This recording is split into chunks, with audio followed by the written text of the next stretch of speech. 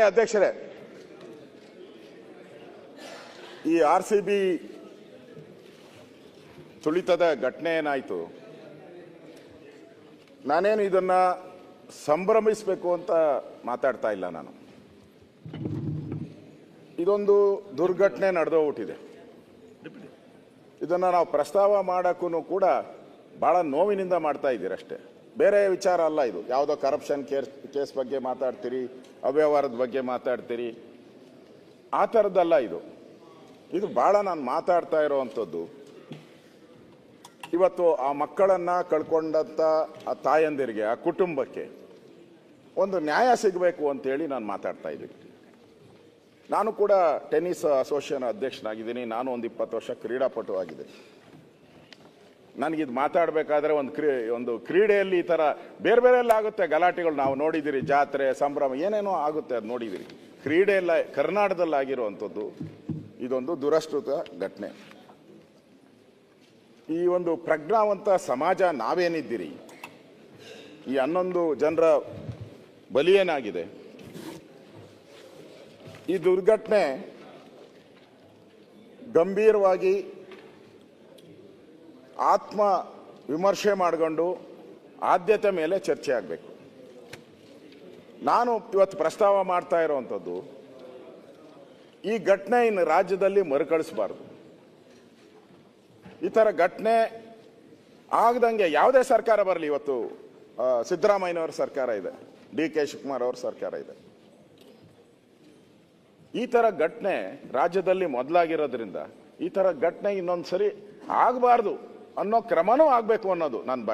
ನಾನು ಏನೋ ಸರ್ಕಾರನ ತೆಗಳ್ಬಿಟ್ಟು ಯಾರಿಗೋ ಇಂಡಿವಿಜುವಲ್ ನೋವು ಮಾಡಬೇಕು ಅಂತ ನಾನು ಮಾತಾಡ್ತಾ ಇಲ್ಲ. ನಾನು ಮಾತಾಡ್ತಾ ಇರೋದು ರಾಜ್ಯದ ಜನ ಏನು ಹೇಳಿದ್ದಾರೆ, ನನ್ನ ಹತ್ರ ಮಾಧ್ಯಮದ ಜನ ಏನು ಹೇಳಿದ್ದಾರೆ, ಆ ನೊಂದಂಥ ತಾಯಂದಿರು, ಆ ಕುಟುಂಬದವರು ಏನು ಭಾವನೆ ಇದೆ, ಆ ಭಾವನೆಯನ್ನು ಮಾತ್ರ ಹೇಳ್ತೀನಿ. ಯಾರೋ ವ್ಯಕ್ತಿಗತವಾಗಿ ನಾನೇನೋ ಯಾರಿಗೋ ನೋವು ಮಾಡಬೇಕು ಅಂತ ಆಗಿಲ್ಲ.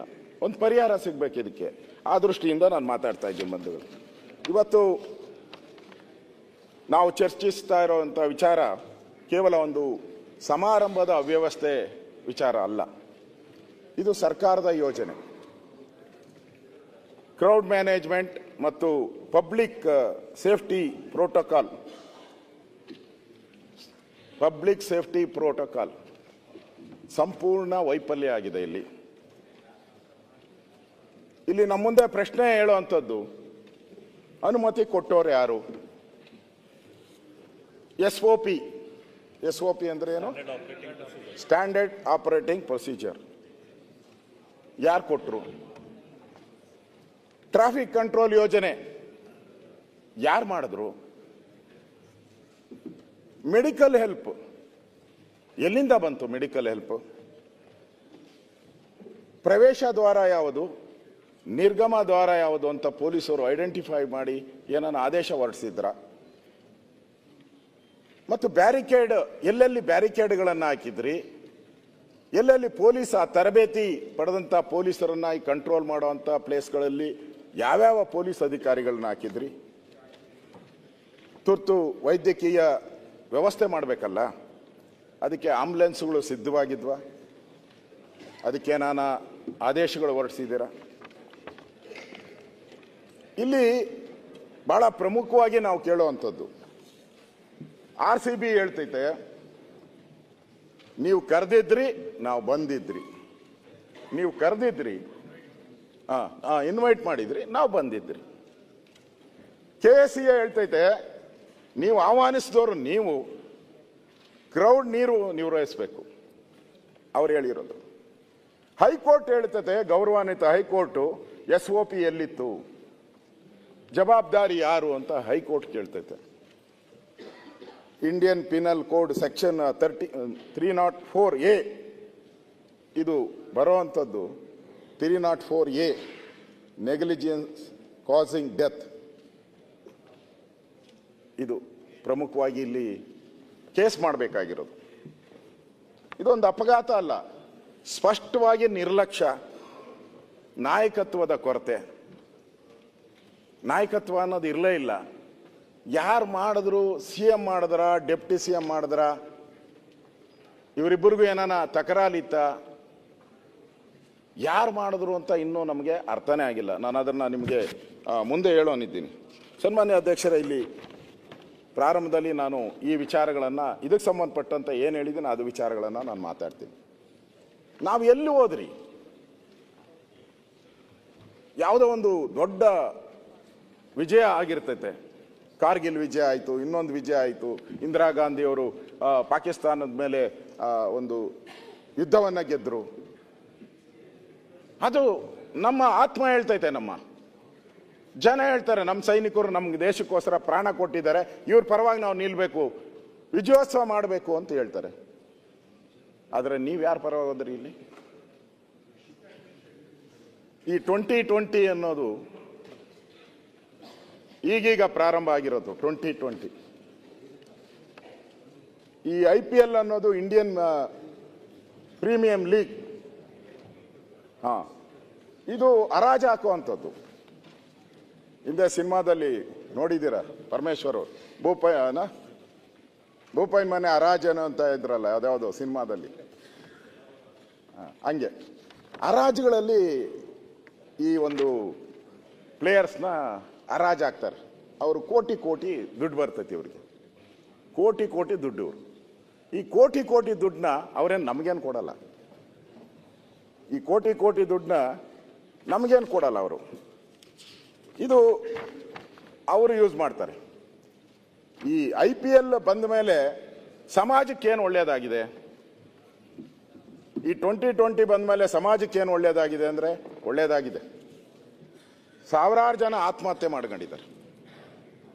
ಕ್ರಿಕೆಟ್ ಅನ್ನೋದು ಮೊದಲೆಲ್ಲ ನೀವೆಲ್ಲ ನೋಡಿದರೆ, ಕ್ರಿಕೆಟು ಟೆನ್ನಿಸು ಅದೆಲ್ಲ ಏನಿತ್ತು ಅಂದರೆ ಸಾಹುಕಾರ ಆಡೋ ಜಮೀನು, ಸಾಹುಕಾರ ಆಡೋ ಅಂತ ಆಟ, ದೊಡ್ಡ ದೊಡ್ಡ ವ್ಯಕ್ತಿಗಳ ಆಡ. ಈ ಕ್ರಿಕೆಟ್ ಅನ್ನೋದು ಇವಾಗ IPL ಬಂದಮೇಲೆ ಬಡವರು ಬೆಟ್ಟಿಂಗ್ ಮಾಡ್ತಾರೆ. ಹೈಯೆಸ್ಟ್ ಬೆಟ್ಟಿಂಗ್ ಮಾಡೋದು ಬಡವರು. ಬ್ಯಾಟಿಂಗ್ ಅಲ್ಲ, ಕರೆಕ್ಟ್ ವರ್ಡ್ ಹೇಳಿದ್ರು ನೋಡಿ, ನಮ್ಮ ಪರವಾಗಿ ಹೆಂಗಿದ್ದಾರೆ ಲಾ ಮಿನಿಸ್ಟ್ರು. ಬ್ಯಾಟಿಂಗ್ ಅಲ್ಲ, ಬೆಟ್ಟಿಂಗು. ಅದನ್ನ ಕೋಟಿಗಳಲ್ಲಿ, ಏನು ಒಂದು 10,000 ಕೋಟಿ ಇರ್ಬೋದನು. ಹೋಮ್ ಮಿನಿಸ್ಟ್ರ್ ಗೊತ್ತಿರ್ತೈತೆ, ನಾನು ಹೋಮ್ ಮಿನಿಸ್ಟ್ರಾಗಿ ಕೆಲಸ ಮಾಡಿದ್ದೀನಿ. 10,000 ಕೋಟಿಗೆ ಈ ಒಂದು ಮ್ಯಾಚ್ಗೆ ಅಷ್ಟು ಬಡವರು, ಸಣ್ಣ ಸಣ್ಣ ಕೂಲಿ ಮಾಡೋರು, ಅವರು ಬೆಟ್ಟಿಂಗ್ ಆಡ್ತಾರೆ. ನನ್ನ ಉದಾಹರಣೆನೂ ಇದೆ. ನಾನು ಒಬ್ಬ ಅಡುಗೆಯವನಿದ್ದ, ಅಡುಗೆಯವನು ಮನೆಯಲ್ಲೇನೋ ಕಳ್ತನ ಆತಾಯಿತು ಅಂತ ನಾನು ಒಂದಿನ ಚೆಕ್ ಮಾಡಿದ್ರೆ ಈ ಬೆಟ್ಟಿಂಗ್ ಆಡ್ತಾನೆ. ಸಾವಿರಾರು ಕೋಟಿ ಬೆಟ್ಟಿಂಗ್ ಆಡೋರು ಇವರು ಮನೆ ಮಠ ಕಳ್ಕೊಂಡು ನೂರಾರು ಜನ ಆತ್ಮಹತ್ಯೆ ಮಾಡ್ಕೊಂಡಿರೋದು ನಾವು ನೋಡಿದ್ದೀರಿ. ಇದು ನಾನು ಅಲ್ಲಿಗೆ ಬಿಡ್ತೀನಿ ಕ್ರಿಕೆಟ್ ಇದ್ರ ಬಗ್ಗೆ. ಈ ಲೀಗ್ ಮೊದಲು ನಾನೇನು ನಿಲ್ಲಿಸ್ಬೇಕಂತ ಹೇಳಿಲ್ಲ. DK ಶಿವಕುಮಾರ್ ಅವರೇ, ನೀವು ಹೇಳಿದ್ರೆ ನಾನು ಫುಲ್ ಮ್ಯಾಚ್ ನೋಡಿದ್ದೀನಿ ಅಂತ. ಹಿಂದೆ ಪಕ್ಕದಲ್ಲಿ ಕೂತಿದ್ದಾರೆ ಸಿದ್ದರಾಮಯ್ಯನವ್ರು, ಕೇಳಿ. 5 days ಮ್ಯಾಚ್ ಇತ್ತು. ಅದು ಕರೆಕ್ಟ್ ಮ್ಯಾಚು, 5 ದಿನ ಮಡಿತಾ ಇದ್ರಲ್ಲ. ಈಗೇನು ಯಾವನು ಕೇಳೋನೇ ಇಲ್ಲ, 5 days ಮ್ಯಾಚು ನೋಡೋನು ಇಲ್ಲ ಯಾರೂ. ಟೆಸ್ಟ್ ಮ್ಯಾಚ್ ಎಂಥ ಆಟ ಅದು. ಇವತ್ತು ಅದನ್ನು ಯಾರು ನೋಡೋರಿಲ್ಲ. ಪ್ರತಿ ಒಂದು ಬಾಲ್ಗೂ ಒಬ್ಬ ಚುನಾಯಿತ ಪ್ರತಿನಿಧಿ, ಹೆಸರು ಹೇಳೋದು ಬೇಡ, ಅವನು DK ಶಿವಕುಮಾರ್ ನಗದ್ರು, ಗೊತ್ತಾಯ್ತು ಅವ್ರಿಗೆ ಯಾರು ಅಂತೇಳಿ. 150-200 ಕೋಟಿ ಕಳ್ಕೊಂಬಿಟ್ಟಿದ್ದಾನೆ ಒಂದು ಬಾಲ್ಗೆ. ಒಂದು ಬಾಲ್ ಅವರ IPL ಹೆಂಗೆ ಅಂದರೆ, ಒಂದು ಬಾಲ್ ಹಾಕಕ್ಕೆ ಮುಂಚೆ ಅವ್ನು ಕಟ್ತಾನೆ, ಇದು 4 ಹೋಗುತ್ತಾ, 2 ಹೋಗುತ್ತಾ, 1 ಹೋಗುತ್ತಾ ಅಂತ. ಅದ್ರ ಮೇಲೆ ಬೆಟ್ಟಿಂಗ್ ಎಷ್ಟು? ಕೋಟಿ ಕೋಟಿ ಕಟ್ತಾರೆ ಒಂದು ಬಾಲ್ ಮೇಲೆ. ಲೆಕ್ಕ ಹಾಕೊಳ್ಳಿ ನೀವು. ಎಲ್ಲರೂ ಏನು ತಿಳ್ಕೊಂಡವ್ರೆ, ಮ್ಯಾಚ್ ಮೇಲೆ ಕಟ್ತೀರಿ. ಮ್ಯಾಚ್ ಮೇಲೆ ಅಲ್ಲ, ಸುರೇಶ್ ಕುಮಾರ್ ಹೇಳಿದ್ರು. ಎವ್ರಿ ಬಾಲ್ ಮೇಲೆ ಮಿನಿಮಮ್ ಒಂದು 100 ಕೋಟಿ ಕಟ್ಟಿರ್ತಾರೆ, ಎವ್ರಿ ಬಾಲ್ ಮೇಲೆ. ಇದು ನಾವು ಯಾರ ಹಿಂದೆ ಹೋಗಿದ್ದೀರಿ ಅಂತ. ಈ ರಾಯಲ್ ಚಾಲೆಂಜ್ ಏನಂತ ಇದೆಯಲ್ಲ, ರಾಯಲ್ ಚಾಲೆಂಜ್, ಇದು ಮಲ್ಯ ಅವ್ರದ್ದು. ಮಲ್ಯ ಇವತ್ತೊಂದಿನ ಬಿಟ್ಬಿಡಿ, ಖರ್ಗೆ ಅವರೇ.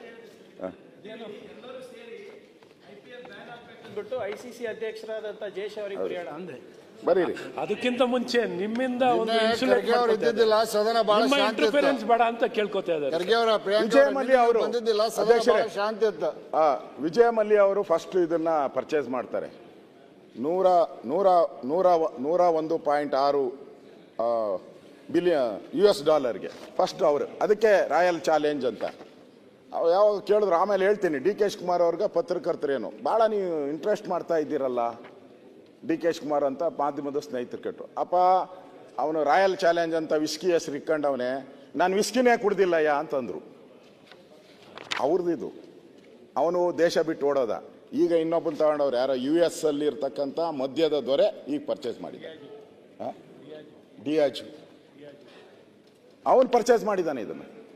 ಮದ್ಯದ ದೊರೆ ಈ ಒಂದು ರಾಯಲ್ ಚಾಲೆಂಜನ್ನು ಪರ್ಚೇಸ್ ಮಾಡಿದ್ದಾನೆ. ನಾವು ಅವನಿಂದೆ ಹೋಗ್ತಾ ಇದ್ದೀರಿ, ನಾವು ನಮ್ಮ ಸರ್ಕಾರ ಎಲ್ಲ ಅವನಿಂದೆ ಇವಾಗ ಹೋಗ್ತಾ ಇದ್ದೀರಿ. ಇದೊಂದು ಒಂದು ರೀತಿ ಏನೇ ಇರಲಿ, ಇದು ಜನಗಳನ್ನು ಅಟ್ರಾಕ್ಟ್ ಮಾಡಿದೆ. ಜನ ಹುಚ್ಚೆದ್ದು ಕುಣಿದಿದ್ದಾರೆ.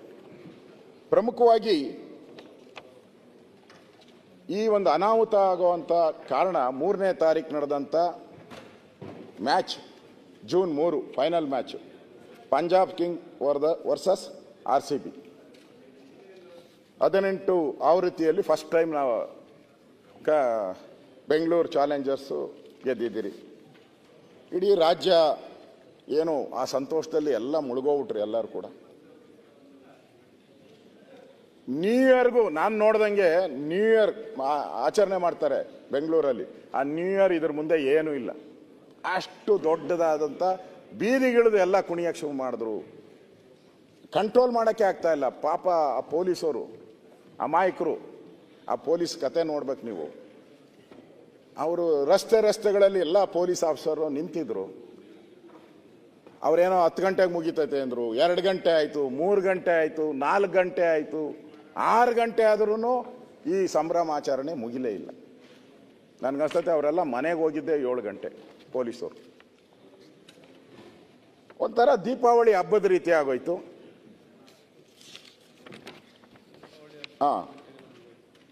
ಇದು ಒಂದು ರೀತಿ ಪೊಲೀಸವ್ರಿಗೆ ಇದನ್ನು ನಿಭಾಯಿಸೋ ಅಷ್ಟೊತ್ತಿಗೆ ಅವ್ರಿಗೆ ಚಳಿ ಜ್ವರ ಎಲ್ಲ ಬಂದು ತಲೆನ ನೆಲಕ್ಕೆ ಹಾಕಿದ್ರೆ ಸಾಕಪ್ಪ ಮಲಗ್ಬಿಡೋಣ ನಾವು ಅನ್ನೋ ಸ್ಥಿತಿಗೆ ಬಂದಿದ್ರು ಪೊಲೀಸರು. ಬೆಳಗ್ಗೆ 7 ಗಂಟೆ ಇದನ್ನ ನೋಡಿದ್ರು ನಮ್ಮ ಡಿ ಕೆ ಶಿವಕುಮಾರ್ ಅವರು. ಏನಪ್ಪ ಇಷ್ಟೊಂದು ಹುಚ್ಚೆದ್ದು ಕುಣಿತಾ ಇದ್ದಾರೆ,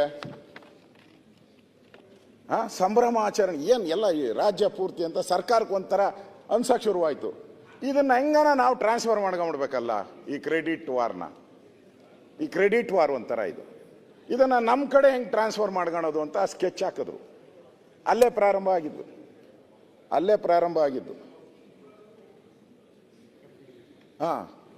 ಇದು ಎಷ್ಟು ಪಾಟೀಲ್ರೆ ಹುಷಾರ್ ಜನ ಎಷ್ಟಿದ್ದಾರೆ ಅಂದ್ರೆ ಇಂದೊಂದು ದಿನಾನೇ ಕೊಡ್ತಾರೆ. ಇನ್ನು ಮ್ಯಾಚು ಗೆದ್ದೇ ಇಲ್ಲ.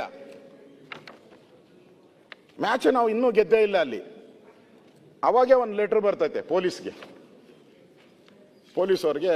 ನಮ್ಮ CM ಅವ್ರು ಹೇಳ್ತಾ ಇರೋಲ್ಲ ನನಗೆ ಗೊತ್ತೇ ಇಲ್ಲ. ಅವ್ರು ಪರಮೇಶ್ವರ್ ಯಾವಾಗ ಹೇಳ್ತಾರೆ, ಅವರು ಯಾವಾಗ ಒಂದ್ಸರಿ ಹೇಳ್ಬಿಟ್ಟವ್ರು. ಈಗ ಗೊತ್ತೇ ಅಂತ ಲೆಟರ್ ಬರೀತಾರೆ. ಏನಂತ ಅಂದರೆ ಲೆಟರ್ ಕಾಪಿನೂ ಕೊಡ್ತೀನಿ ನಿಮಗೆ. ಕಮಿಷನರ್ ಆಫ್ ಪೊಲೀಸ್ ರಾಯಲ್ ಚಾಲೆಂಜರ್ಸು ಆಡ್ತಾ ಇದ್ದಾರೆ ಗೇಮು. ಅಕಸ್ಮಾತ್ ಗೆದ್ದರೆ ನಾವು ಒಂದು ಪೆರೇಡ್ ಮಾಡ್ತೀರಿ, ಚಿನ್ನಸ್ವಾಮಿ ಸ್ಟೇಡಿಯಮ್ಮಲ್ಲಿ ಕಾರ್ಯಕ್ರಮ ಮಾಡ್ತೀರಿ. ನೀವು ಅದಕ್ಕೆ ಏನೇನು ಬೇಕೋ ಬಂದೋಬಸ್ತ್ ಮಾಡ್ಕೊಳ್ಳಿ.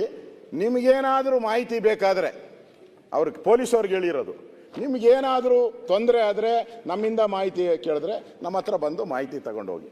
ಈ ಕಾಪಿ ಪೊಲೀಸ್ ಕಮಿಷನರ್ಗೆ. ಸರ್ಕಾರ ನಮ್ಗೆ ಗೊತ್ತಾಯಿಲ್ಲ ಅಂತದೆ. ಆ ಪೊಲೀಸ್ ಕಮಿಷನರ್ ಯಾರು ಅಂತ ನನಗೆ ಗೊತ್ತಿಲ್ಲ, ಯಾವ ರಾಜ್ಯದವನು ಅಂತ ಗೊತ್ತಿಲ್ಲ ನನಗೆ. ಎರಡನೇದು ಬರೀ ಪೊಲೀಸ್ ಕಮಿಷನರ್ ಬರೆಯಲ್ಲ, DCPಗೆ ಬರೀತಾರೆ. DCPಗೂ ಒಬ್ಬರಿಗೆ ಅಲ್ಲ. ಆಮೇಲೆ ಸರ್ಕಲ್ ಇನ್ಸ್ಪೆಕ್ಟ್ರಿಗೂ ಬರೀತಾರೆ. ಎಲ್ಲ ಐತೆ. ಸರ್ಕಲ್ ಇನ್ಸ್ಪೆಕ್ಟ್ರು, DCP, ಕಮಿಷನರ್ ಎಲ್ಲರಿಗೂ ಲೆಟ್ರ್ ಬರೀತಾರೆ. ಇದು ಬರೆದಾದ್ಮೇಲೆ ಮತ್ತೆ RCB ಅವರು ಫಸ್ಟ್ ಎವಿಡೆನ್ಸನ್ನು ನಾನು ಕೊಡ್ತಾ ಇದ್ದೀನಿ. ಫಸ್ಟ್ ದಾಖಲೆ, ಫಸ್ಟ್ ಸಾಕ್ಷಿ ಕೊಡ್ತಾ ಇದ್ದೀನಿ. ಇಲ್ಲಿ DPRಗೆ ಒಂದು ಲೆಟ್ರ್ ಬರ್ತೈತೆ. DPR ಕಾಪಿ ಇದೆ ನನ್ನ ಹತ್ರ. ನಿಮ್ಮ DPR ಸೆಕ್ರೆಟರಿ ಅದಕ್ಕೆ ಯಾಕೆ ಹಾಕಿದಾರೋ ಗೊತ್ತಲ್ಲ, ಎಕ್ಸ್ ಎಕ್ಸ್ ಎಕ್ಸ್ ಅಂತ ಹಾಕ್ಬಿಟ್ಟವ್ರು, 3 X ಹಾಕವ್ರೆ. X X X 3 X DPR secretary. ಇಂಪಾರ್ಟೆಂಟಾ? Very important. ಕೋಡೋಡು ಅವರು ಡಿಸೈಡ್ ಆಗಿರಲ್ಲ. Permission to the Vidhana Soudha grand steps for the facilitation felicitation. Sir, this is also informed that Honorable Chief Minister and Honorable Deputy CM shall gracing this occasion. RCB players and support the staff. ಅವ್ರು ಹೇಳ್ತಾರೆ permit to make necessary arrangement at Vidhana Soudha grand step. ಇದು ನೀವೇನು ಅವ್ರಿಗೆ permission ಕೊಟ್ಟಿದ್ರಾ? ಕೇಳಿದ್ರಾ ನಿಮ್ಮನ್ನು ಬಂದು? ಈಗ ಮುಖ್ಯಮಂತ್ರಿದು ನಮ್ಮ MLAಗಳೆಲ್ಲ ಭಾಳ ಕೇಳ್ತಾರೆ, ಸಾರ್ ನೀವು ಬಂದ್ಬಿಟ್ರೆ ನಮ್ಗೆ ಭಾಳ ಹೆಲ್ಪ್ ಆಗ್ತೈತೆ, ನಮ್ಮ ಕಾನ್ಸ್ಟಿಟ್ಯೂನ್ಸಿಗೆ ಒಂದು ಕಾರ್ಯಕ್ರಮ ಕೊಡಿ ಅಂತ ತಯಾರು ಮಾಡ್ಕೊಂತಾರೆ. ಪಾಪ ದುಡ್ಡು ಖರ್ಚು ಮಾಡಿ ಎಲ್ಲ ತಯಾರು ಮಾಡ್ತಾರೆ. ಅದಕ್ಕೆ ಮುಖ್ಯಮಂತ್ರಿಗೆ ಒಂದು 15 ದಿನ ಮುಂಚೆ ಹೇಳಿರ್ತಾರೆ, ಕೊಡಿ ಕೊಡಿ ಸಾರ್ ಕೊಡಿ, ನೀವು ಬಂದರೆ ನಮ್ಗೆ ಭಾಳ ಹೆಲ್ಪ್ ಆಗ್ತೈತೆ ಅಂತ. ಇದು ಎಷ್ಟು ದಿನಕ್ಕೆ ಮುಂಚೆ ಕೊಟ್ಟವ್ರೆ? ಎಷ್ಟು ದಿನಕ್ಕೆ ಮುಂಚೆ ಕೊಟ್ಟವ್ರೆ? ಅವರೇ ಡಿಕ್ಲೇರ್ ಮಾಡ್ಬಿಟ್ಟವ್ರೆ, CM ಬರ್ತಾರೆ, ಡೆಪ್ಟಿ CM ಬರ್ತಾರೆ ಅಂತ. ಗ್ರ್ಯಾಂಡ್ ಸ್ಟೆಪ್ಪು ಇದೆ, ಸ್ಟೇಡಿಯಮ್ಮು ಇದೆ ಇದರಲ್ಲಿ, ಈ ಲೆಟ್ರಲ್ಲಿ. ನೀವು ಒಪ್ಪಿಗೆ ಕೊಟ್ಟಿದ್ರಾ ಸನ್ಮಾನ್ಯ ಮುಖ್ಯಮಂತ್ರಿಗಳೇ, ಸನ್ಮಾನ್ಯ ಉಪಮುಖ್ಯಮಂತ್ರಿಗಳೇ? ಹೆಂಗ್ ಹಾಕಿದ್ರು ಅವರು? ಹೌ ನೀವು ಮಾತಾಡಿಲ್ಲ ಅಂದ್ರೆ ಅವ್ರು ಹಾಕಕ್ಕೆ ಸಾಧ್ಯನೇ ಇಲ್ಲ. ನಿಮ್ಮ ಜೊತೆ ಮಾತಾಡದೆ ಅವ್ರು ಹಾಕಿಲ್ಲ, ನಿಮ್ಮ ಜೊತೆ ಮಾತಾಡಿದರೆ. ಇದೇ ನಾನು ಫಸ್ಟ್ ಎವಿಡೆನ್ಸ್. ನಿಮಗೆ ಆ 2 ಪ್ರೋಗ್ರಾಮ್ ಗೊತ್ತಿತ್ತು ಅನ್ನೋದಕ್ಕೆ ಇದು ಮೊದಲನೇ ಎವಿಡೆನ್ಸನ್ನು ನಾನು ಕೊಡ್ತಾ ಇದ್ದೀನಿ ಅಧ್ಯಕ್ಷರೇ. ಇಲ್ಲಿ ಭಾಳ ಗೊಂದಲದ ಗೂಡಾಗಿರೋದು. RCB ಅವರು ಹೇಳ್ತಾರೆ, ಜೂನ್ 4ನೇ ತಾರೀಕು ಬೆಳಗ್ಗೆ 7 ಗಂಟೆ 1 ತನ್ನ ಅಧಿಕೃತ ಜಾಲದಲ್ಲಿ RCB ವಿಕ್ಟರಿ ಪೆರೇಡ್ ಇನ್ ಬ್ಯಾಂಗ್ಳೂರ್ ಸ್ಟಾರ್ಟಿಂಗ್ ಪಾಯಿಂಟ್, RCB ಅವರ ವೆಬ್ಸೈಟಲ್ಲಿ Vidhana Soudha starting point Vidhana Soudha, ending point Chinnaswamy stadium 3:30 PM. More detail out soon. ಇಲ್ಲಿದೆ ಅವ್ರದ್ದು ದಾಖಲೆ. ಔಟ್ ಸೂನ್ ಅಂದರೆ 11 ಜನ ಸತ್ರಲ್ಲ ಅವ್ರಿಗೆ, ಯಮಗಂಡ ಕಾಲ ಪ್ರಾರಂಭ ಆಗಿದ್ದು ಅಲ್ಲಿ ಔಟ್ ಸೂನ್. ಅದಾದಮೇಲೆ ಮತ್ತೆ ಇನ್ನೊಂದು ಪೋಸ್ಟ್ ಹಾಕ್ತಾರೆ ಬೆಳಗ್ಗೆ 8 ಗಂಟೆಗೆ. Cannot wait to be back to home of the champions and celebrate with all of your today. Detail out soon. 2ನೇ ಪೋಸ್ಟ್ ಹಾಕ್ತಾರೆ. ಅಂದರೆ ಬನ್ನಿ ಅಂತ ಅವರೇ ಇನ್ವೈಟ್ ಮಾಡಿಬಿಟ್ರು RCB ಅವರು. ಮೊದಲೇ ರಾತ್ರಿ ಎಲ್ಲ ಕುಣಿದಿದ್ರು, ಹುಚ್ಚೆದ್ದು ಆಟ ಆಡಿದ್ರು. ಪಾಪ ಯುವಕರು ಅವ್ರಿಗೆ ಏನು ಗೊತ್ತಾಗ್ತೈತೆ, ಮಕ್ಕಳೆಲ್ಲ ಅವರು ಈಗ ಬಂದ ತಕ್ಷಣ ಎಲ್ಲ ನೋಡ್ತಾ ಇದ್ರಲ್ಲ, RCBನ ಎಲ್ಲ ಫಾಲೋ ಮಾಡ್ತಾರೆ. ಇದನ್ನೆಲ್ಲ ನೋಡ್ಬಿಟ್ರು, ಎಲ್ಲ ಇಡೀ ರಾಜ್ಯದಿಂದ ಬರೋಕ್ಕೆ ಶುರುವಾದರು. ಎಸ್ಪೆಷಲಿ ಬೆಂಗಳೂರು ಹತ್ರ ಇರೋರೆಲ್ಲ ಬರೋಕ್ಕೆ ಶುರು ಮಾಡಿದ್ರು. ಸನ್ಮಾನ್ಯ ಉಪಸಭಾಪತಿಗಳೇ, ನಾನು ಪದ ಸರಿ ಇಲ್ಲ ಅಂತ ಅನ್ಸ್ತತೆ. ಈ ಡೀಟೇಲ್ ಸೂನ್ ಅಂದರೆ ಔಟ್ ಸೂನ್ ಅಂತ ಹಾಕಿದ್ರಲ್ಲ, ಈ ಕಳ್ಳ ಕದೀಮ RCB ಅವ್ರಿಗೆ ಪದ ಏನಾನ ತಪ್ಪಾದ ತೆಗೆದಾಕ್ಬಿಡಿ. ಇದಕ್ಕೆ ದುಡ್ಡು ಹೊಡಿಯೋದು ಒಂದು ಗೊತ್ತು, 1000 ಕೋಟಿ ದುಡ್ಡು ಬರ್ತೈತಿದ್ದು ಅವ್ರಿಗೆ. ಇಲ್ಲಿ ಲಕ್ಷ ಜನ ಬರ್ತಾರೆ, ಅವ್ರಿಗೇನು ವ್ಯವಸ್ಥೆ ಮಾಡಬೇಕು, ನಾವು ಹೆಂಗೆ ಕಂಟ್ರೋಲ್ ಮಾಡಬೇಕು? ನಾವು ಪೊಲೀಸವ್ರ ಜೊತೆ ಮಾತಾಡಿದ್ದೀರಾ, ಸರ್ಕಾರ ಜೊತೆ ಮಾತಾಡಿದ್ದೀರಾ? ಪರಿಜ್ಞಾನನೇ ಇಲ್ಲ ರೀ ಅವ್ರಿಗೆ. ದುಡ್ಡು ಹೊಡಿಯೋಕ್ಕೆ ಕರೆಕ್ಟಾಗಿ ಟಿಕೆಟು, ಫ್ರಾಂಚೈಸಿ, ಅಡ್ವರ್ಟೈಸ್ಮೆಂಟ್ ಎಲ್ಲ ನೀಟಾಗಿ ಮಾಡ್ತಾರೆ. ಇಲ್ಲಿ ಅವ್ರಿಗೆ ಅನಿಸ್ಲೇ ಇಲ್ಲ. ವಿರಾಟ್ ಕೊಹ್ಲಿನ ನೋಡೋಕ್ಕೆ, ಪ್ಲೇಯರ್ಸ್ ನೋಡೋಕ್ಕೆ ಲಕ್ಷಾಂತರ ಜನ ಬರ್ತಾರೆ. ಅವ್ರನ್ನ ಹೆಂಗೆ ಮ್ಯಾನೇಜ್ ಮಾಡಬೇಕು, ಅವ್ರಿಗೇನು ಅವಕಾಶ ಕೊಡಬೇಕು ನಾವು ಅನಿಸ್ಲೇ ಇಲ್ಲ ಅವ್ರಿಗೆ. ಇಲ್ಲಿ ನನಗೆ ಸಮಸ್ಯೆ ಆಗೋದು ಅಂತಂದರೆ, ಇಷ್ಟು ಟೈಮು RCBದಾಗೋಯ್ತು. ಈಗ ಸರ್ಕಾರ ಎಂಟ್ರಿ ಆತತಿ ಇದಕ್ಕೆ. ಇವ್ರ ಜೊತೆ ಸರ್ಕಾರ ಪಾರ್ಟ್ನರ್ಶಿಪ್ಗೆ ಬಂದಂಗೆ ಕಾಣಿಸ್ತದೆ ನನಗೆ. ಜೂನ್ 4 ಸರ್ಕಾರ ಏನಾನ ಮನ್ಸು ಮಾಡಿದ್ರೆ ಪಾಟೀಲ್ರೆ, ಸ್ವಲ್ಪ ಮನಸ್ಸು ಮಾಡಿದ್ರೆ ಈ 11 ಜನರ ಪ್ರಾಣ ಉಳಿಸ್ಬೋದಾಗಿತ್ತು.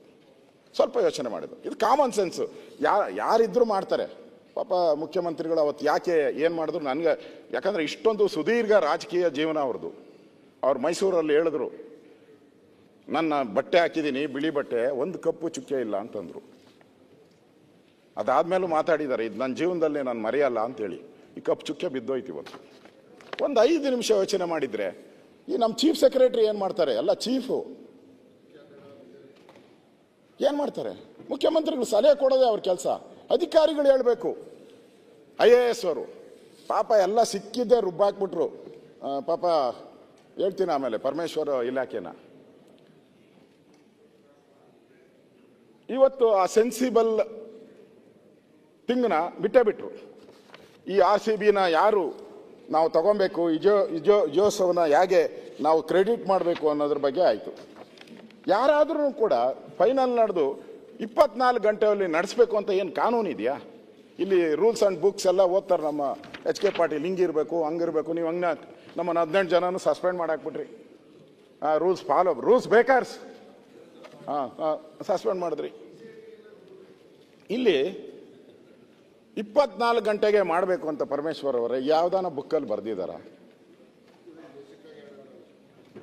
ದೇಶಕ್ಕಾಗಿ ಯುದ್ಧ ಮಾಡಿದ್ರ? ಬಿಡಿ, ಅದು ಬೇರೆ. ಇದು ನನಗನ್ಸ್ತೈತೆ ಇಲ್ಲಿ ಸರ್ಕಾರ ತಪ್ಪು ಮಾಡಿರೋದು ಸ್ಪಷ್ಟವಾಗಿ ಕಾಣ್ತಾ ಇದೆ. ಜೂನ್ 4 CM ಆಫೀಸು ಮತ್ತು DK ಶಿವಕುಮಾರ್ ಅಲ್ಲ ಉಪಮುಖ್ಯಮಂತ್ರಿಗಳು ಆಫೀಸು ಸ್ವಲ್ಪ ಅಲರ್ಟ್ ಆಗ್ತಾರೆ. ನಾನು ಪ್ರತಿಕ್ಷಣದ ಮಾಹಿತಿ ತಗೊಂಡಿದ್ದೀನಿ ಸಾಹೇಬ್ರದ್ದು.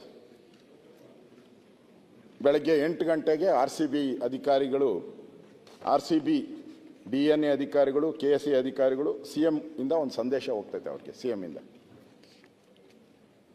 ವಿಧಾನಸೌಧದ ಮೆಟ್ಟಲುಗಳ ಮೇಲೆ ಸನ್ಮಾನ, ವಿಕ್ಟರಿ ಪರೇಡು, ಸಂಜೆ ಕ್ರೀಡಾಂಗಣದಲ್ಲಿ ಸನ್ಮಾನ ಸಮಾರಂಭಗಳಿಗೆ ಸಿದ್ಧತೆ ಮಾಡಿಕೊಳ್ಳಬಹುದು. ಇದ್ರ ಬಗ್ಗೆ CM ಆಫೀಸಿಂದ ಒಂದು ಮೆಸೇಜ್ ಹೋಗ್ತೈತೆ. 10 ಗಂಟೆಗೆ ಎಲ್ಲ CM ಮನೆಗೆ ಬನ್ನಿರಿ, CM ಆಫೀಸ್ಗೆ ನಿವಾಸಕ್ಕೆ ಬನ್ನಿರಿ ಅಂತ ಅಧಿಕಾರಿಗಳಿಗೆ ಸೂಚನೆ. ಇದನ್ನು ನಾನು ಹೇಳ್ತಾ ಇಲ್ಲ, ಅವರು ತಲೆಯಲ್ಲಿ ಯೋಚನೆ ಮಾಡ್ತಾವ್ರು. ನಾನು ಇವನೇ ಹಿಂಗೆ ಕೇಳ್ದ ಅಂತ. ಇದು ಕುನ್ನ ಆಯೋಗದಲ್ಲೇ ಬಂದ್ಬಿಟ್ಟಿದೆ. ನಿಮ್ಮ ಕುನ್ನ ಆಯೋಗ ನೇಮಿಸಿದ್ರಲ್ಲ, ಅದು ಬರೆದೈತೆ. ಅದು ಪ್ರತಿ ಕೊಡ್ತೀನಿ ನಾವು ಬೀದಿಯಲ್ಲೆಲ್ಲ ಕುನ್ನ ಆಯೋಗದ್ದು ರಿಪೋರ್ಟ್ ಬಂದ್ಬಿಟ್ಟೈತೆ. ಆಯ್ತೇನಪ್ಪ? ಕೊಟ್ಟೈತೆ. ಕೋರ್ಟ್ ಅಫಿಡವಿಟಲ್ಲೂ ಬಂದ್ಬಿಟ್ಟಿದೆ ಅದು.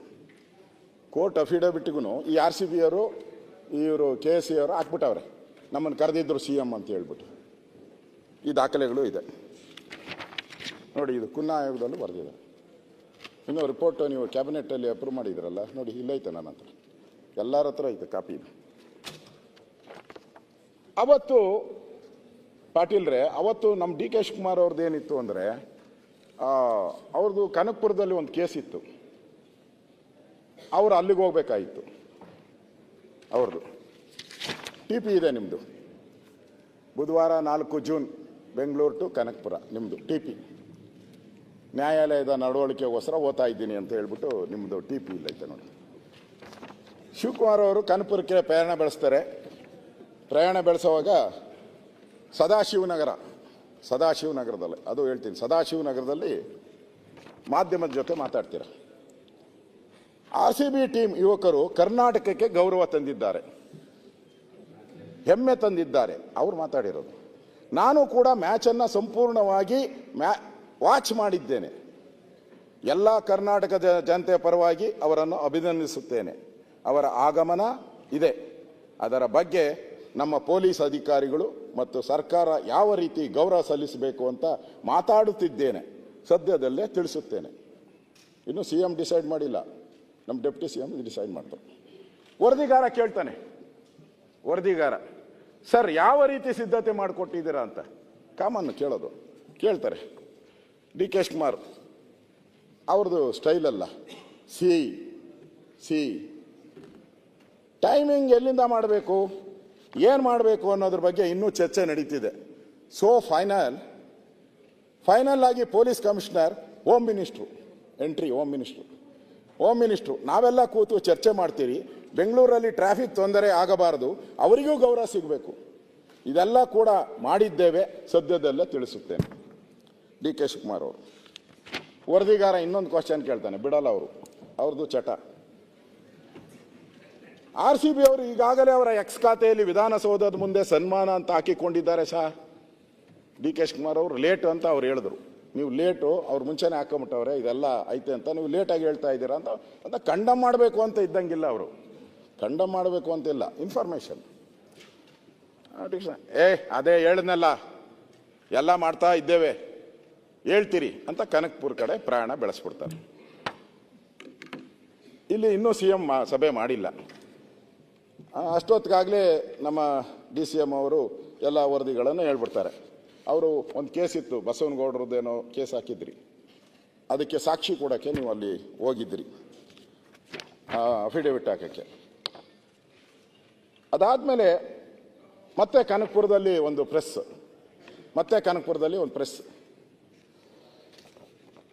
ಇದು ಫಸ್ಟ್ ಎವಿಡೆನ್ಸ್ ಕೊಟ್ಟೆ ನಾನು, ಇದು ಎರಡನೇ ಎವಿಡೆನ್ಸು ಸರ್ಕಾರದ ಪಾತ್ರ.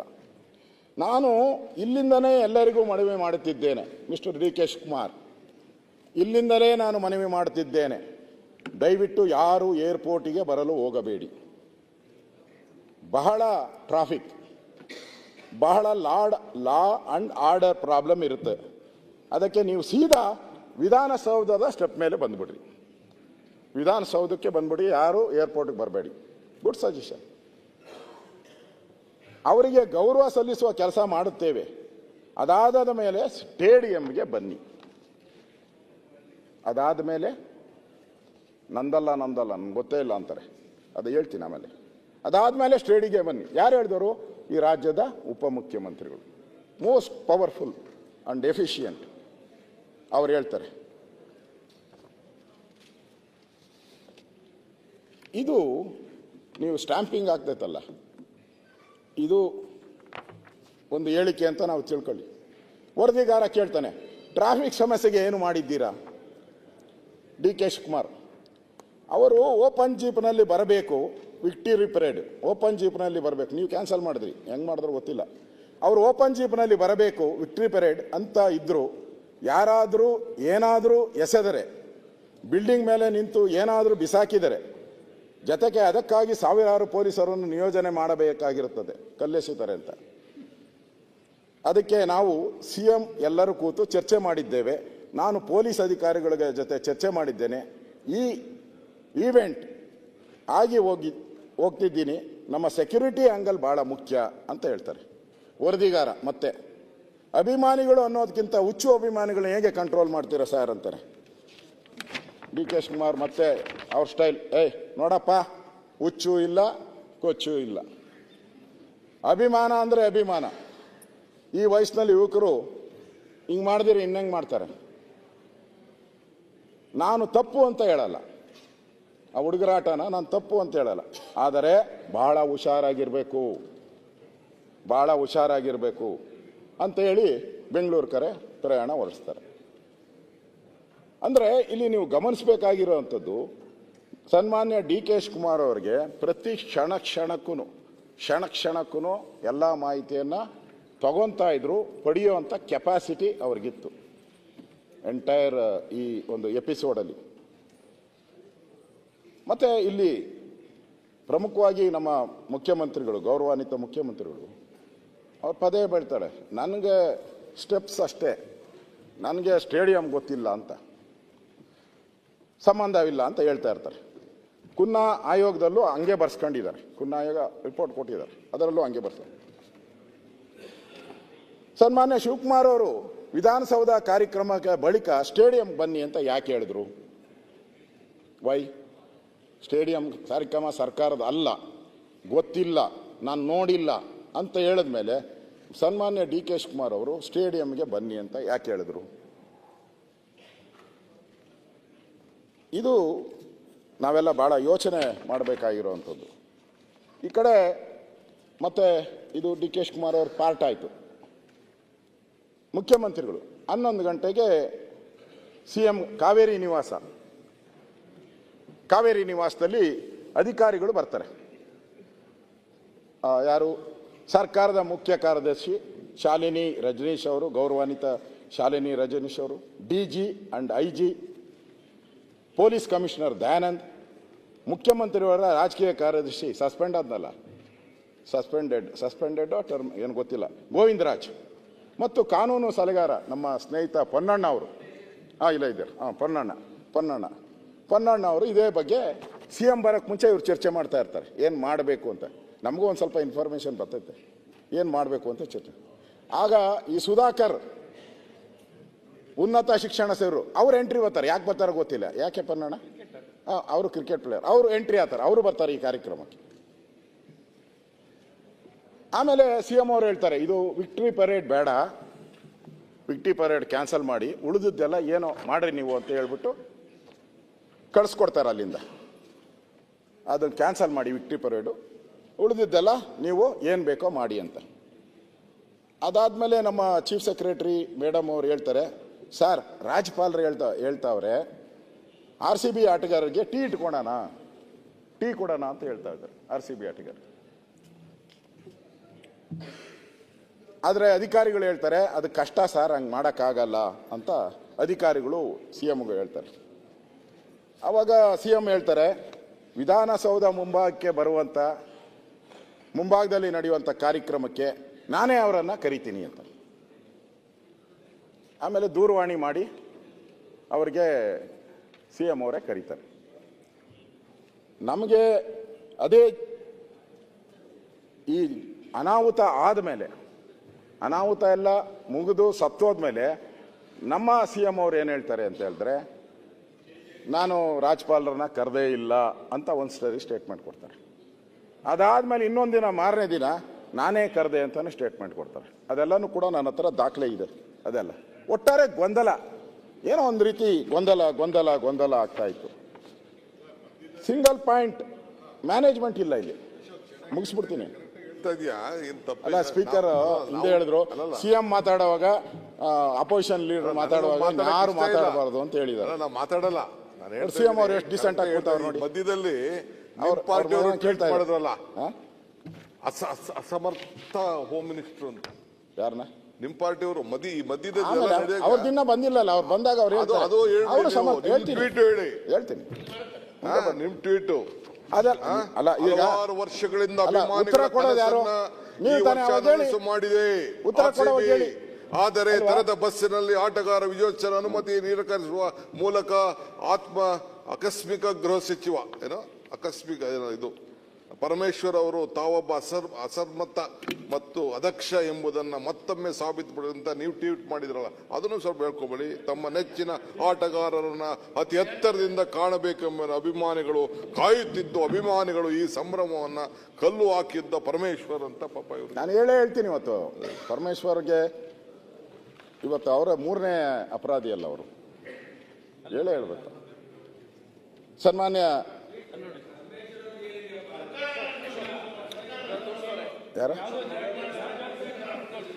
ಸನ್ಮಾನ್ಯ ಅಧ್ಯಕ್ಷರೇ, ಈ CM ಸಭೆ ಮುಗಿದ ಮೇಲೆ ಬಿಡಪ್ಪ ಒಂದು ನಿಮಿಷ. CM ಅವ್ರ ಸಭೆ ಮುಗೀತೈತೆ. CM ಅವ್ರ ಸಭೆ ಮುಗಿದ ತಕ್ಷಣನೇ ನನಗನ್ಸುತ್ತೆ CM ಮೆಸೇಜ್ ಕೊಟ್ಟಿರಬೇಕು. ಯಾಕೆಂದರೆ DPR ಅನ್ನೋದು CM ಅವರ ಮೌತ್ ಪೀಸ್. ಅದು ಅವರ ಅಂಡರಲ್ಲಿ ಕೆಲಸ ಮಾಡ್ತಾರೆ. ಅಂದರೆ ಮುಖ್ಯಮಂತ್ರಿ ಏನು ಹೇಳ್ತಾರೋ ಹಂಗೆ ಕೆಲಸ ಮಾಡೋ DPR ಸೆಕ್ರೆಟರಿ. DPR ಅವರ ಅಂಡರಲ್ಲಿ ಬರೋವಂಥದ್ದು. ಅವರೇ ಅದನ್ನು ಮ್ಯಾನೇಜ್ ಮಾಡ್ತಾರೆ, ಅವರೇ ಅದನ್ನು ನೋಡ್ತಾರೆ, ಅವರೇ ಅದು ಡೈರೆಕ್ಷನ್ ಕೊಡ್ತಾರೆ. ಇದು ಯಾರೇ CM ಇದ್ದರೂ ಮಾಡೋವಂಥದ್ದು. ಅದಾದಮೇಲೆ ಮೆಸೇಜ್ ಬಂದಮೇಲೆ DPR ಸೆಕ್ರೆಟರಿ ಗ್ರ್ಯಾಂಡ್ ಸ್ಟೆಪ್ಗೆ ಬರ್ತಾರೆ. ಇಲ್ಲಿ ನಮ್ಮ ಸ್ಟೆಪ್ ಹತ್ರ ಬರ್ತಾರೆ, ಗ್ರ್ಯಾಂಡ್ ಸ್ಟೆಪ್ಗೆ ಬರ್ತಾರೆ. ಕಾರ್ಯದರ್ಶಿ ಅವರು ಸತ್ಯವತಿ ಅಂತ ಹೇಳಿ ಮೇಡಮ್, ಈಗಿಲ್ಲ, ರಿಟೈರ್ಡ್ ಆಗಿರ್ತಾರೆ. ಅವರು ನಾನೇನು ಕಮ್ಮಿ ಅಂತಾರೆ. ಈಗ DK ಶಿವಕುಮಾರ್ ಎಲ್ಲ ಸ್ಟೇಟ್ಮೆಂಟ್ ಕೊಟ್ಬಿಟ್ರು, ನಾನೇನು ಕಮ್ಮಿ. ಅವರು ಮಾಧ್ಯಮಕ್ಕೆ ಬರ್ತಾರೆ, ಬರಬಾರ್ದು, ಅವರೆಲ್ಲ ಬರಬಾರ್ದು. ಮಂತ್ರಿಗಳಿದ್ದಾರೆ, ಮುಖ್ಯಮಂತ್ರಿ ಇರ್ತಾರೆ, ಕೊಡ್ತಾರೆ ಸ್ಟೇಟ್ಮೆಂಟು. ಅವ್ರು ಬರ್ತಾರೆ, ಅವ್ರು ಹೇಳ್ತಾರೆ ನಮ್ಮೆಲ್ಲರ ಹೆಮ್ಮೆ RCB ವಿಕ್ಟರಿ ಮಾರ್ಚ್ ವಿಧಾನಸೌಧದಿಂದ ಪ್ರಾರಂಭ ಆಗುತ್ತದೆ. ಅಲ್ಲ, ಸತ್ಯವತಿಯವರು mouth piece of CM, DPR secretary mouth piece. Vidhana Soudha ಒಂದು ಐಕಾನ್, ಚಾರಿತ್ರಿಕ ಕಟ್ಟಡ ಆಗಿರುವುದರಿಂದ ಇಲ್ಲಿಂದ ಪ್ರಾರಂಭ ಮಾಡಲು ಇಚ್ಛೆ ಪಟ್ಟಿರುತ್ತಾರೆ. ಮಾನ್ಯ ಮುಖ್ಯಮಂತ್ರಿಯವರ ಆದೇಶದಂತೆ ಪರ್ಮಿಷನ್ ಕೊಟ್ಟಿದ್ದೇವೆ. ಸುಮಾರು 4 ಗಂಟೆಗೆ ಟೀಮ್ ಬರುವ ನಿರೀಕ್ಷೆ ಇದೆ. ಆಗ ಸರ್ಕಾರದ ವತಿಯಿಂದ ಸಣ್ಣ ಒಂದು ಪೊಲೀಸ್ ಸ್ಟೇಷನ್ ಮಾಡಬೇಕೆಂದು ತೀರ್ಮಾನಿಸಲಾಗಿದೆ. 4 ಗಂಟೆಗೆ ಮಾನ್ಯ ಮುಖ್ಯಮಂತ್ರಿಗಳು, ಮಾನ್ಯ ಉಪಮುಖ್ಯಮಂತ್ರಿಗಳು ಹಾಜರಿದ್ದು ತಂಡವನ್ನು ಬರಮಾಡಿಕೊಂಡು ಮುಂದಿನ ಕಾರ್ಯಗಳನ್ನು ನಡೆಸಬೇಕು ಎಂಬ ಆಶಯವಿದೆ. ಹೀಗಾಗಿ ಎಲ್ಲ ಸಿದ್ಧತೆಯನ್ನು ಮಾಡಿಕೊಂಡಿದ್ದೇವೆ. ಈ ಸಣ್ಣ ಪ್ರೋಗ್ರಾಮನ್ನು ನಾವು ಸ್ಟೆಪ್ ಮೇಲೆ ಮಾಡ್ತೀರಿ ಅಂತ DPR ಸೆಕ್ರೆಟರಿ ಮುಖ್ಯಮಂತ್ರಿ ಆದೇಶ ಅಂತ ಹೇಳ್ಬಿಟ್ಟಿದ್ದಾರೆ. ಆದೇಶದ ಮೇಲೆ ಮಾಡಿದ್ರು. ವರದಿಗಾರ ಕೇಳ್ತಾನೆ, ಕ್ರೌಡ್ ಹೇಗೆ ಎಕ್ಸ್ಪೆಕ್ಟ್ ಮಾಡ್ತಿದ್ದೀರಾ, ಯಾವ ರೀತಿ ಪಾಸ್ ಇದೆಯಾ ಅಂತ ವರದಿಗಾರ ಮತ್ತೆ DPR ಸೆಕ್ರೆಟರಿ ಕೇಳ್ತಾನೆ. ಮೇಡಮ್ ಸತ್ಯವತಿಯವರು, ಇಲ್ಲಿ ಕ್ರೌಡ್ ಬರಬಾರದು, ಎಲ್ಲಿ ಸ್ಟೆಪ್ಸ್ ಮುಂದೆ ಕ್ರೌಡ್ ಬರಬಾರದು. DPR ಸೆಕ್ರೆಟರಿ, ಸರ್ಕಾರದ ಕಾರ್ಯದರ್ಶಿ, ದಯವಿಟ್ಟು ಇಲ್ಲಿ ಕ್ರೌಡ್ ಬರಬಾರದು. ನಂದ ಒಂದು ಮನವಿ, ಕರ್ನಾಟಕ ಬೆಂಗಳೂರಿನ ಜನ ಸಾಮಾನ್ಯರು ಮತ್ತು RCB ಫ್ಯಾನ್ಸ್ ಹೇಳುತ್ತಿದ್ದೇನೆ, ಇದು ಕೇವಲ ಸ್ಟಾರ್ಟಿಂಗ್ ಪಾಯಿಂಟ್. ಇದು step starting point. Ending point ಎಲ್ಲಿ? ವಿಕ್ಟ್ರಿ ಮಾರ್ಚ್ ಇದೆ, ಸ್ಟೇಡಿಯಂಗೆ ಹೋಗ್ತಾರೆ. ಯಾರು? DPR secretary. ಇವರು ಯಾವ ದೇಶದವರು, ಯಾವ ರಾಜ್ಯದವರು? ಅವರೇ ಸ್ಟೇಟ್ಮೆಂಟ್ ಕೊಟ್ರಲ್ಲ, ಸ್ಟೇಡಿಯಂ ಐತೆ ಅಂತೇಳಿ. ಮತ್ತೆ ಬೇರೆ ಬೇರೆ ಕಡೆ ಹೋಗುತ್ತಿದ್ದಾರೆ.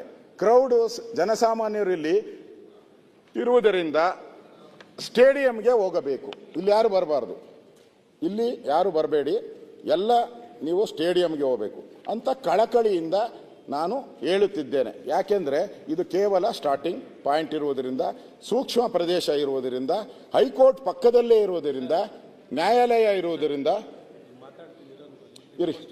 ನಮಗೆ ತೊಂದರೆಗಳು ಆಗುತ್ತಿದೆ. ಹೀಗಾಗಿ ಎಲ್ಲ ಜನತೆ ಸ್ಟೇಡಿಯಂಗೆ ಹೋಗಬೇಕು ಎಂದು ಕಳಕಳಿ. ಗವರ್ನರ್ ಬರಬಹುದು, ಕನ್ಫರ್ಮ್ ಮಾಡಿದ್ದಾರೆ. CM, DCM, ಮಿನಿಸ್ಟ್ರು, ಶಾಸಕರು ಆ ಕಪ್ಪನ್ನು ಮತ್ತೆ ತಂಡಕ್ಕೆ ನೀಡಲಾಗುತ್ತದೆ. ಇದು ನನ್ನ ಹತ್ರ ಹೇಳಿರೋದು ಇಷ್ಟು, ಸತ್ಯವತಿ ಹೇಳಿರೋದು ಇಷ್ಟು. ಪೆನ್ ಡ್ರೈವ್ ಇದೆ, ಇಷ್ಟು ನನ್ನ ಹತ್ರ pen drive record pen drive ಇದೆ ನನ್ನ ಹತ್ರ. ಇಷ್ಟು ರೆಕಾರ್ಡ್ ಕೊಡ್ತೀನಿ ನಾನು. ಇದು ನೋಡಿ, ಪೆನ್ ಡ್ರೈವ್ ಇದೆ. ಆ ಅಮ್ಮ ಏನೇನು ಮಾತಾಡಿದ್ದಾರೆ, ಸ್ಟೇಡಿಯಂ ಬನ್ನಿ, ಇಲ್ಲಿ ಬರಬೇಡಿ, ಸ್ಟೇಡಿಯಂ ಬನ್ನಿ ಅಂತ ಹೇಳಿರೋ ಈ ಪೆನ್ ಡ್ರೈವ್ನು ಕೂಡ ಇಲ್ಲಿ ಇಟ್ಟಿದ್ದೇನೆ. ಇಲ್ಲಿ ನನಗೆ ಅರ್ಥ ಆಗದೆ ಇರೋವಂಥದ್ದು, ಸ್ಟೇಡಿಯಂಗೆ ಬನ್ನಿ, ವಿಧಾನಸೌಧ ಕೇವಲ ಸ್ಟಾರ್ಟಿಂಗ್ ಪಾಯಿಂಟ್ ಎಂತೂ ಅಧಿಕೃತವಾಗಿ ಒಬ್ಬ ಸೆಕ್ರೆಟರಿ ಅಧಿಕೃತವಾಗಿ ಸ್ಪಷ್ಟನೆ ಕೊಡ್ತಾರೆ. ಪದೇ ಪದೇ ಈ ಚಾನಲ್ ಅವರು ಅದನ್ನೇ ಎಲ್ಲರೂ ಹಾಕಕ್ಕೆ ಶುರುವಾಗ್ತಾರೆ. ಚಾನಲ್ ಅವರು ಎಲ್ಲ ಕಡೆ ಹಾಕಕ್ಕೆ ಶುರುವಾಗ್ತಾರೆ ಚಾನಲ್ ಅವರು.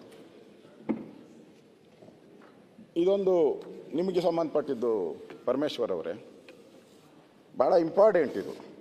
ನಾನು ನಿಮ್ಮ ಗಮನಕ್ಕೆ ತರಬೇಕು ಅಂತ ಹೇಳ್ತಾ ಇದ್ದೀನಿ. ಈ ಗ್ರ್ಯಾಂಡ್ ಸ್ಟೆಪ್ ಮೇಲೆ ಕಾರ್ಯಕ್ರಮ RCB ಅವರು ಬರೆದ ಪತ್ರದ ಆಧಾರದ ಮೇಲೆ, RCB ಅವರ ಪತ್ರ ಆಧಾರದ ಮೇಲೆ DPR ಸೆಕ್ರೆಟರಿ ಅವರು ವಿಧಾನಸೌಧದ DCP ಬಿಳಿ ಬಸವನಗೌಡನಿಗೆ ಒಂದು ಇದಾಗ್ತಾರೆ. ಬಿಳಿ ಬಸವನಗೌಡ ಅಲ್ಲ, ಸತ್ಯ ಹೇಳಿದಾನೆ ಅಂತ ಬಿಳಿ ಬಸವನಗೌಡ ಅಂತ ನಾನು ಹೇಳ್ತಾ ಇದ್ದೀನಿ.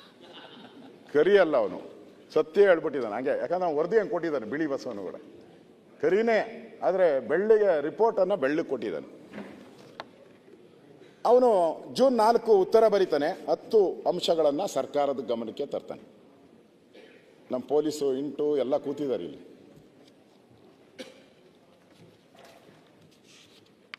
ಅವನು ಕ್ಲಿಯರ್ ಆಗಿ ಬರೀತಾನೆ. ಒಬ್ಬ IAS officer, DCP IAS officer, ತಮಗೂ ಗೊತ್ತಿದೆ, ರೆಸ್ಪಾನ್ಸಿಬಲ್ ಪರ್ಸನ್ ಅವನು. IPS, ಸಾರಿ, ತಿದ್ದುಗಮಡಿ, IPS. ಅವನು ಫಸ್ಟ್ ಪಾಯಿಂಟ್ ಹೇಳ್ತಾನೆ, ಸಿಬ್ಬಂದಿಯ ಕೊರತೆ ಇದ್ದು ಬಂದೋಬಸ್ತ್ ವ್ಯವಸ್ಥೆಗೆ ತೊಂದರೆ ಆಗುತ್ತದೆ. ಫಸ್ಟ್ ಪಾಯಿಂಟ್ ಅವನು ಸರ್ಕಾರಕ್ಕೆ, DPR ಸೆಕ್ರೆಟರಿಗೆ ಬಂದೋಬಸ್ತ್ ವ್ಯವಸ್ಥೆಗೆ ತೊಂದರೆ ಆಗುತ್ತೆ, ಸಿಬ್ಬಂದಿಯ ಕೊರತೆ ಇದೆ ಅಂತ ಹೇಳ್ತಾರೆ. ನಮ್ಮ DPR ಸೆಕ್ರೆಟರಿ, ಚೀಫ್ ಸೆಕ್ರೆಟರಿ ಯಾಕೆ ಇದನ್ನ ಸಿಎಂ ಗಮನಕ್ಕೆ ತರಲಿಲ್ಲ? ವೈ? ಯಾಕೆ ತರಲಿಲ್ಲ? Is A responsible person, IPS officer. ಯಾಕೆ ತರಲಿಲ್ಲ ನೀವು? ಅವನು ಇನ್ನೊಂದು ಹೇಳ್ತಾನೆ, ಸಾರ್ವಜನಿಕರನ್ನ ಇದು ಐಕಾನ್ ಇದೆ ಇಲ್ಲಿ, ಸಾರ್ವಜನಿಕರನ್ನ ನಿರ್ಬಂಧ ಮಾಡಬೇಕು ಅಂತ ಹೇಳ್ತಾನೆ. ಅದೇ ಪೊಲೀಸ್ ಆಫೀಸರ್. ನನಗೆ ಇಲ್ಲಿ ನಾನು ಕೆಲಸ ಮಾಡಿದ್ದೀನಿ, ಇಲ್ಲಿರುವಂಥ ಸ್ಟಾಫ್ ಇದಾರಲ್ಲ, ವಿಧಾನಸೌಧದಲ್ಲೇ ಸಾವಿರಾರು ಜನ ಇದ್ದಾರೆ, ಅವರೆಲ್ಲರೂ ನೀವು ಲೀವ್ ಕೊಟ್ಬಿಡ್ಬೇಕು. ಇಲ್ಲ ಅಂದ್ರೆ ಅವರೆಲ್ಲರೂ ಕೂಡ ಹೆಂಡತಿ ಮಕ್ಕಳು ಎಲ್ಲ ಕರ್ಕೊಂಡು ಇಲ್ಲಿಗೆ ಬಂದ್ಬಿಡ್ತಾರೆ, ದಯವಿಟ್ಟು ಅವ್ರನ್ನ ಲೀವ್ ಕೊಟ್ಬಿಟ್ಟು ಕಳಿಸಿ ಅಂತಾನೆ. ಆಮೇಲೆ CCTV ಕ್ಯಾಮ್ರಾ ಇಲ್ಲ ಇಲ್ಲಿ, CCTV ಕ್ಯಾಮ್ರಾಗಳ ಕೊರತೆ ಇದೆ, ಇಮಿಡಿಯೇಟ್ ಆಗಿ CCTV ಕ್ಯಾಮ್ರಾ ಹಾಕ್ಸ್ಬೇಕು ಅಂತಾರೆ. ಯಾಕೆ? ಟೈಮೇ ಇಲ್ಲ. ಕ್ಯಾಮ್ರಾ ತರೋದಲ್ಲಿ, ಪರ್ಚೇಸ್ ಮಾಡೋದಲ್ಲಿ, ಟೆಂಡರ್ ಕರೆಯೋದಲ್ಲಿ, ಅದು ಅಪ್ರೂವಲ್ ಆಗೋದಲ್ಲಿ, ಅದರ ಮೇಲೆ ಅವ್ಯವಹಾರದ ಕೇಸ್ಗಳೆಷ್ಟು ತರಬೇಕು ಅಂತ ಹೇಳ್ತಾನೆ. ಆಮೇಲೆ ಪರಮೇಶ್ವರ್ ಅವರೇ, ಅವ್ನು ಬರೀತಾನೆ, ವಿದ್ಯುತ್ ಉಪಕರಣ ಬಳಕೆ ಬಗ್ಗೆ ಫಿಟ್ನೆಸ್ ಬರಿಬೇಕು ಅಂತ ಹೇಳ್ತಾನೆ. ನಾನು ಸರ್ಕಾರನ ಕೇಳ್ತಾ ಇದ್ದೀನಿ, ಈ ವಿದ್ಯುತ್ ಉಪಕರಣ ಪರ್ಮಿಷನ್ ತಗೊಂಡಿದ್ದೀರಾ ಈ ಕಾರ್ಯಕ್ರಮಕ್ಕೆ? ಇದ್ರೆ ಸದನದ ಮುಂದೆ ಇಡಿ, ಸದನ ಮುಂದೆ ಇಡಿ. ಮತ್ತೆ ಇಲ್ಲಿ RCB ಜನ ಜಾಸ್ತಿ ಬರೋದ್ರಿಂದ ಬಂದೋಬಸ್ತ್ ಮಾಡೋಕ್ಕೆ ಸಮಯ ಬೇಕು ನಮಗೆ. ಈ ಸಮಯ, ಇಷ್ಟು ಸಮಯಕ್ಕೆ ನಮ್ಮ ಕೈಲಿ ಆಗಲ್ಲ, ಸಮಯ ಬೇಕು, ಜಾಸ್ತಿ ಸಮಯ ಬೇಕು. ಸುಮಾರು 2 ಲಕ್ಷ ಅಂತ ಇಟ್ಕೊಳ್ಳಿ, ಅಥವಾ 1 ಲಕ್ಷನೋ 2 ಲಕ್ಷನೋ, ಆಗಲ್ಲ ಅಂತ ಅವನ ಅಭಿಪ್ರಾಯ. ಇಂಥ ಕಾರ್ಯಕ್ರಮಕ್ಕೆ ಕಾನೂನು ಸುವ್ಯವಸ್ಥೆ ಮತ್ತು ಸಂಚಾರಿ ಪೊಲೀಸ್ ಸಮನ್ವಯ ಮಾಡಿಕೊಳ್ಳಲು ಸಮಯದ ಕೊರತೆ ಇದೆ. ಅಂದರೆ ಈ ಪೊಲೀಸರ ಮಧ್ಯೆ ಹೊಂದಾಣಿಕೆ ಮಾಡೋಷ್ಟರಲ್ಲಿ ಸಮಯ ಸಾಲಕ್ಕಾಗಲ್ಲ ಅಂತ ಬರೀತಾನೆ. ಇಲ್ಲಿ ಡ್ರೋನ್ಗಳೆಲ್ಲ ಫ್ಲೈ ಮಾಡ್ತಾರೆ, ಆಂಟಿ ಡ್ರೋನ್ಗಳನ್ನು ಹಾಕಬೇಕು ಅಂತ ಹೇಳ್ತಾರೆ. ಇಷ್ಟೂ ಅವರು ರಿಪೋರ್ಟು, ಪರಮೇಶ್ವರ್ ಅವರೇ, ಕರಿ ಬಸವನಗೌಡ ಕೊಟ್ಟಿರುವಂಥ ರಿಪೋರ್ಟ್ ಇದು. This is the report. ಒಬ್ಬ ಆಫೀಸರ್ ಕೊಟ್ಟಿದ್ದಾನೆ. ನೀವು ನೋಡಿದ್ದೀರ, ಫೈಲ್ ಮೂವ್ ಮಾಡಬೇಕಾದ್ರೆ ಒಬ್ಬ ಕ್ಲರ್ಕನ್ನು ಮಾಡಿದ್ನ ಮಿನಿಸ್ಟ್ರ್ವರೆಗೂ ಬರ್ತದೆ, ನಾವು ಅನುಮೋದನೆಗಳನ್ನು ಕೊಡ್ತೀರಿ. ನನಗೆ ಆಶ್ಚರ್ಯ ಆಗೋದು ಅಂದರೆ, ಈ DPR ಸೆಕ್ರೆಟರಿ ಮತ್ತು ಚೀಫ್ ಸೆಕ್ರೆಟರಿ ಇದನ್ನು ಯಾಕೆ ಮುಚ್ಚಾಕಿದ್ರು? ಯಾಕೆ ಹೋಮ್ ಮಿನಿಸ್ಟರ್ ಗಮನಕ್ಕೆ ತರಲಿಲ್ಲ? ಯಾಕೆ ಮುಖ್ಯಮಂತ್ರಿಗಳ ಗಮನಕ್ಕೆ ತರಲಿಲ್ಲ? ಕರ್ತವ್ಯ ಅಲ್ಲ, ಸಂಬಳ ತಗೊಂತಾರೆ, ಎಲ್ಲ ಫೆಸಿಲಿಟಿ ಇದೆ, ಯಾಕೆ ಹೇಳಲಿಲ್ಲ? ಇದು ಸರ್ಕಾರದ ದಾಖಲೆ. ನಾನು ದಾಖಲೆಗಳನ್ನು ಬಿಡುಗಡೆ ಮಾಡ್ತಾ ಇದ್ದೀನಿ. ಇದೆಲ್ಲ ದಾಖಲೆಗಳು, ಎವಿಡೆನ್ಸಸ್. ಮಾಡಲಿಲ್ಲ.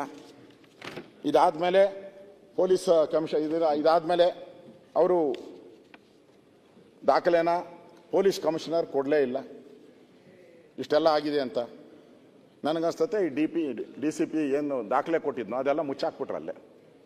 ಯಾಕಂದರೆ ಕಾರ್ಯಕ್ರಮ ಗೊಂದಲದಲ್ಲಿ ನಡೀತಾ ಇತ್ತು, ಮುಚ್ಚಾಕ್ಬಿಟ್ರು, ಅಲ್ಲಿಗೆ ಮುಚ್ಚಾಕ್ಬಿಟ್ರು. ಇವರೆಲ್ಲರೂ ಕೂಡ RCB ಅವರು, KSC ಅವರೆಲ್ಲ ಪೊಲೀಸ್ ಕಮಿಷನರ್ ಆಫೀಸ್ಗೆ ಹೋಗ್ತಾರೆ. ಏನು ಈ ಕಾರ್ಯಕ್ರಮ ಗ್ರ್ಯಾಂಡ್ ಸ್ಟೆಪ್ದು ಮತ್ತು ಸ್ಟೇಡಿಯಮ್ದು ಹೆಂಗೆ ಮಾಡಬೇಕು ಅಂತ ಚರ್ಚೆ. ಅಲ್ಲೇನೇನು ಚರ್ಚೆ ಆಗಿದೆ ಅಂತ ನಾನೇ ಹೋಗಿದ್ದೀನಿ. KSC ಇದ್ರ ಬಗ್ಗೆ ನಾನು ಪರಮೇಶ್ವರ್ ಅವರೇ ಇದ್ರ ಬಗ್ಗೆ ಮಾತಾಡ್ಬೇಕಾ ಅಲ್ಲೇ ಹೋಗಿ ಒಂದು ದಿನ ಇದ್ದೀನಿ ನಾನು KSC ಎಸ್ಟೇಟ್. ಯಾರ್ಯಾರು ಲಾಯರ್ಗಳು ಇದನ್ನು ವಾದಗಳನ್ನು ಮಾಡ್ತಾ ಇದ್ರು ಅವ್ರ ಆಫೀಸ್ಗಳಿಗೆ ಹೋಗಿದ್ದೀನಿ ನಾನು, ದಾಖಲೆಗಳು ತರಕ್ಕೆ ಆಫೀಸ್ಗಳಿಗೆ ಹೋಗಿದ್ದೀನಿ. ಯಾಕೆಂದರೆ ಇದು 11 ಜನ ಸತ್ತಿರೋವಂಥದ್ದು, ನಮ್ಮ ಮಕ್ಕಳು ಸತ್ತಿರೋವಂಥದ್ದು, ನ್ಯಾಯ ಸಿಗಬೇಕು ಅಷ್ಟೇ ನಂದು. ಇದರಲ್ಲಿ ನಾನು ವೈಯಕ್ತಿಕ ಟೀಕೆ ಅಲ್ಲ, ಇದರಲ್ಲಿ ಅಲ್ಲಿ ಚರ್ಚೆ ಆಗ್ತೈತೆ. ಇದಾದಮೇಲೆ ಮುಖ್ಯಮಂತ್ರಿಗಳಿಗೆ, ಸನ್ಮಾನ್ಯ ಮುಖ್ಯಮಂತ್ರಿಗಳೇ, ಇದು ಸ್ಟೇಡಿಯಂ ನಮ್ಮದಲ್ಲ ಅಂತಂದ್ರಿ. ಈ ಬೆಳವಣಿಗೆ ಮಧ್ಯೆನೆ ಇವರು ಅನುಚೇತ್ ADGPನ IGP ಅನುಚೇತ್ ಟ್ರಾಫಿಕ್ ಅವರು 11:30ಕ್ಕೆ ಒಂದು ಟ್ರಾಫಿಕ್ ಅಡ್ವೈಸರಿ ಹೊರಡಿಸ್ತಾರೆ. ಅವರು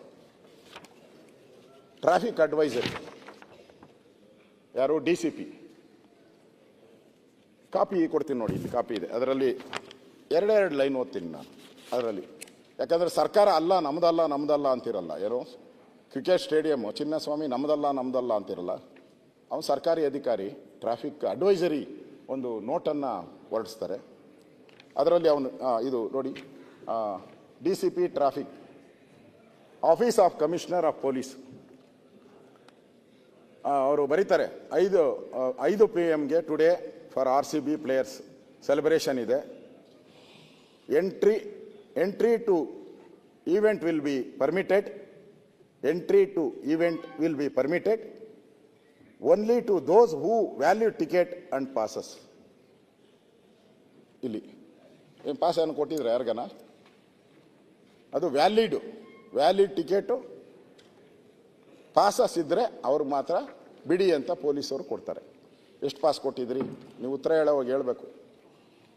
ಆಮೇಲೆ ಭಾಳ ಪ್ರಮುಖವಾಗಿ ನಂದು CMಗೆ ಹೇಳೋದು ಇವು as there is a limit parking facility available near the Chinnaswamy Stadium. As there is a limit parking facility available near the Chinnaswamy Stadium, those who are attending the event are advised to use the public transport and metro. ನಿಮ್ಮ advisory ನೋಟಲ್ಲೇ Chinnaswamy ಸ್ಟೇಡಿಯಂಗೆ ಏನು ಮಾಡಬೇಕು ಅಂತ ಪೊಲೀಸರು ಆದೇಶ ಹೊರಡಿಸಿದ್ದಾರೆ.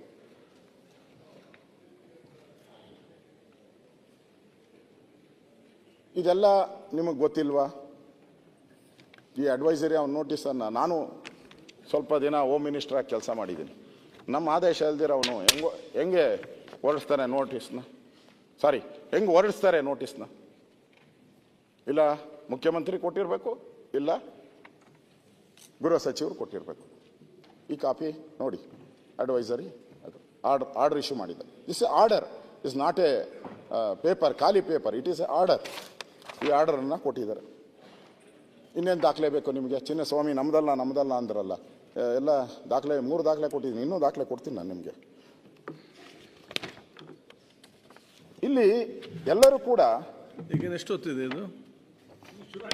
ಈಗ ಅರ್ಧ ಗಂಟೆ ಆಯ್ತು. ಅಲ್ಲ 1 hour ಆಯ್ತಲ್ಲ. ನೀವೇ ಹೇಳಿದ್ದೀರಾ CMಗೆ ನನಗೆ ಡಿಸ್ಟರ್ಬ್ ಮಾಡಲ್ಲ ಅಂತ ಆಫೀಸಾಗಿ ಬಂದಾಗ ಹೇಳಿದ್ದೀರಾ. ನೀವು ಎಷ್ಟೊತ್ತು ಬೇಕಾದ್ರೂ ಮಾತಾಡಿ, ಬೇರೆಯವ್ರ ಕಡಿಮೆ ಮಾತಾಡ್ಸಿ ಅಂತ. ನಮ್ಗೆ ಉಪಕಾರ ಮಾಡೋದು ಎಷ್ಟೊತ್ತೊಂದು ಕೇಳಿ. ಎಷ್ಟೊತ್ತಿದೆ? ಬೇಗ ಮುಗ್ಸಕ್ಕೆ ಪ್ರಯತ್ನ ಮಾಡ್ತೀನಿ. ಆಗಲ್ಲ, ಈಗ ಊಟಕ್ಕೆ ಬಿಡ್ಬೇಕಾ ಅಥವಾ